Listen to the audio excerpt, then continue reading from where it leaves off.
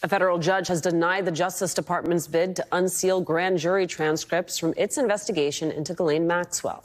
But the DOJ's legal battle over the Epstein files is far from over. Several legal groups are now demanding answers from the administration, filing their own requests to force the DOJ to release some of that information to the public, including our next two guests. Ambassador Norm Eisen, former special counsel and special assistant to President Obama. He's the founder and chair of the Democracy Defenders Fund.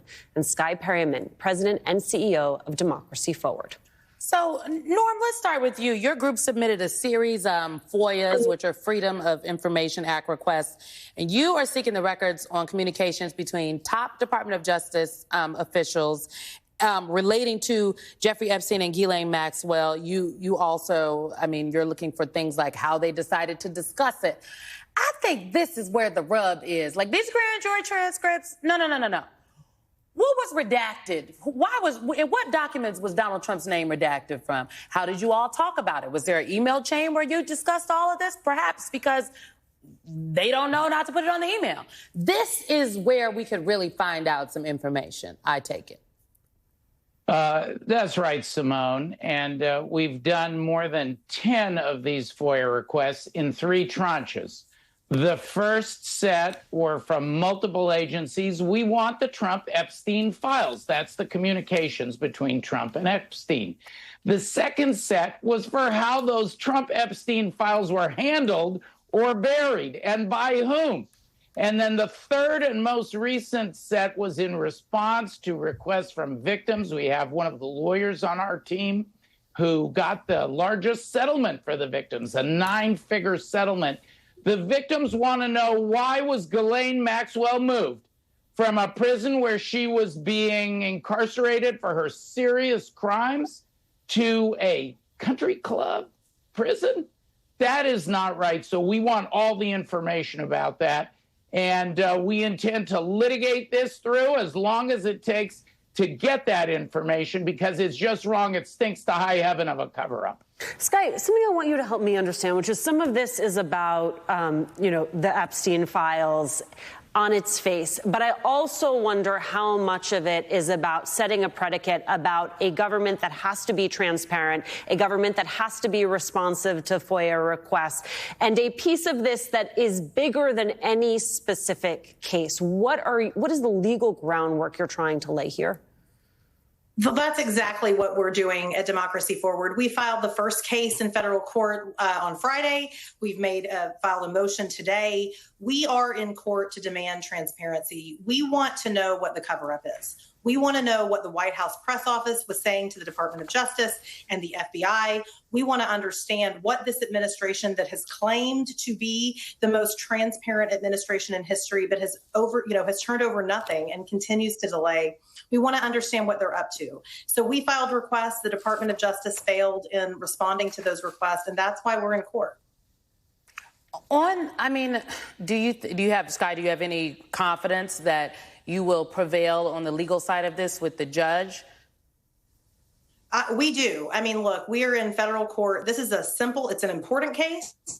This is a simple case. The law says what it says. The government hasn't complied, and we're in court to force that compliance. So we are very confident in this case and in the ability of the American people to demand transparency. It's unfortunate that we have to go to court to do this, right? This should be an administration that you don't have to go take them to court to force them to be transparent, but that's what we're doing.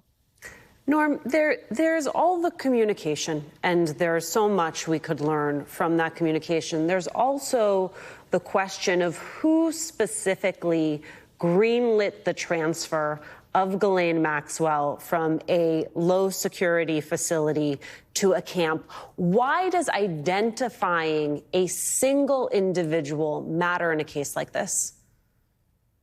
It's important because the thing that we're trying to do for the victims, for the American people, Alicia, is achieve accountability. And if you can start by discovering who was involved in this heinous decision, it's so crushing and disappointing for the victims. And it should be for every American. Ghislaine Maxwell has no business in that country club prison. She should be serving where she was. That was the one shred of accountability that the victims felt. Well, at least Maxwell is in a serious prison. So we want to go person by person over the more than 100 legal matters that we have at the Democracy Defenders Fund. Getting at the truth of that transfer is one of the most important, and we won't stop until we do it. Here's the thing, Scott. I think a lot of us understood that this supposed quest by the DOJ to unseal the Ghislaine Maxwell grand jury records was, in fact, either a distraction, a way to buy themselves time. It was never about accountability. It was never about transparency. I think what is surprising in a positive way is the fact that you had the judge presiding over this actually call them out, actually say this is what we all think it is. Let me read you just a little bit from what the judge said. He said that the government's reasoning for unsealing the Maxwell grand jury materials, that it came after abundant public interest, fails at the threshold. Its entire premise that the Maxwell grand jury materials would bring to light meaningful, new information about Epstein's and Maxwell crimes or the government's investigation into them is demonstrably false. Again, it should not be extraordinary for a judge to call the government out for what is clearly a head fake. And yet, in this moment, it does seem significant, Skye, that you still have judges who are willing to not just do their job, but call the thing the thing. Absolutely. I mean, Judge Engelmeyer's opinion is it's a masterclass in that. It is what it is. And that is why we're confident in our lawsuit, too. But I want to take us in a different direction. What else happened today, right? As this opinion was coming out, and these scathing words that speak the truth and know and say to Americans what we all know, which is this administration is not leveling with us. You have the president doing a press conference saying lies about the District of Columbia and now saying that he's going to take over yet another local community, right? Why is that happening? It's not happening because he cares about public safety, right? Our crime in Washington, D.C. is at, 30-year lows. It is just another effort, again, to distract and delay because he's facing so much pressure. And I think that's the other piece of this story, the fact that you have the president on this press conference today, the same day that a federal judge is calling him and the administration out and saying, if you want to be transparent, be transparent. But what you've done here is a farce. It strikes me, Simone, that one of our tasks, you and I and our producing team, is always to think about the stories of the day, think about what we're going to lead with, what we put in A, what we put in the B, what we put in the C, and to make sure that they are distinct conversations. We have had a day today where each story bleeds into the other. It is undeniable, it is unavoidable, and it is a reminder of the moment that we as a democracy find ourselves in. That it is all interconnected and nothing is happening in a vacuum. I think Skye hits the nail on the head. And as you said earlier, Alicia, two things can be true at the same time. This is part of a plan the Trump administration is executing in terms of targeting these cities that disproportionately are represented by mayors who are Democrats, who also are Black, and this authoritarian overreach. And it's a distraction because he doesn't want people to talk about the Epstein files. I was struck that nobody asked about Epstein in the press briefing today. Norm is like he got up there clearly trying to deflect and distract, and no one even had the gall to say, Mr. President, some people would argue that this is a distraction from the ruling that just came out. Your response? There wasn't anything. It's crazy. It doesn't make sense, but that's why it's so important that we have hammered away between us, Skye and I, and our organizations have hundreds of legal matters. We hammer away at these points. We litigate the issues.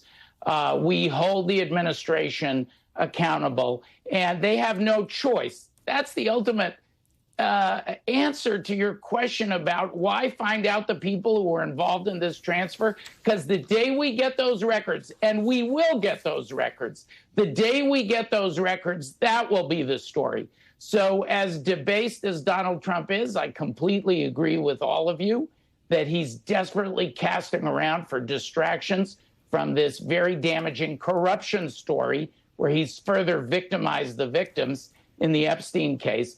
As much as he does that, he can't run from the rule of law. His flood the zone approach has met rule of law shock and awe. And that's why we're going to keep going and not let him get away with chase the shiny object. Norm, just a quick follow-up. Who exactly can enforce the FOIA request? If the government is not complying, how do they make sure that they turn over all the documents that you are saying you'd like to see? Simone, we have the federal judiciary that will enforce this. And it's very important to remember, Donald Trump has run occasionally, in my cases, Skye's cases, our other wonderful allies in our big tent democracy coalition. He goes to the Supreme Court. But 90% of the cases, he can't take up to the Supreme Court. And we have been winning again and again and again, holding him accountable. I've been litigating FOIA cases for 30 years, many of the landmark cases in the District of Columbia. This one is a winner. You know why? Because Donald Trump's minions at the Department of Justice made a big mistake. They made our case for us by saying in front of Judge Engelmeyer that the release of Epstein information is in the public interest. We attach that with every demand we make. They made a terrible mistake, and thank goodness Judge Engelmeyer also denied them that shameful distraction of the grand jury files. Now we're going to get to the real information. Ambassador Norm Eisen has been trying cases for almost as long as I've been alive. Skye, Perryman, thanks to you both.